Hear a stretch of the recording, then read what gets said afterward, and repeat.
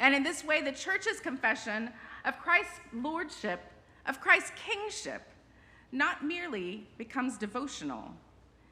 It was then and it remains now deeply political. It declares that no matter who claims power, it is God who reigns. It is God who says the final word. Bonhoeffer warned us that when a church forgets this, it easily drifts into practical atheism, and that sometimes that feels good. Living as if power, not God, determines reality. And when we feel disempowered, sometimes that feels really good to us.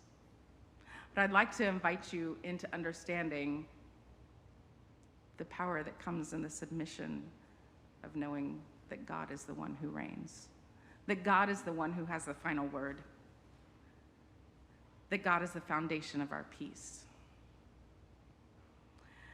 John of Patmos reminded us that history belongs to God, not to any state, and that it should be the foundation of our peace.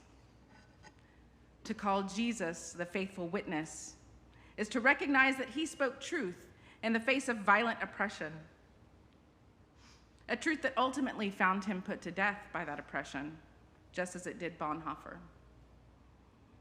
But to call him firstborn of the dead is to proclaim that that death does not get the final word. And that is what tyranny fears the most. Because make no mistake, my siblings, tyranny seeks to ground us in fear. Fear of death, fear of uncertainty, and fear of being in the great big middle between the beginning and the end. But we know ultimately that tyranny is afraid not of those things, but of the truth of the end, the truth that resurrection is real. It is afraid of people who speak boldly.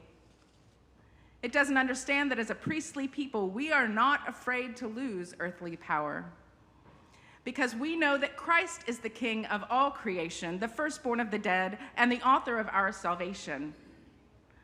Bonhoeffer knew this, and he refused to bow to the swastika because he had already bowed to the cross.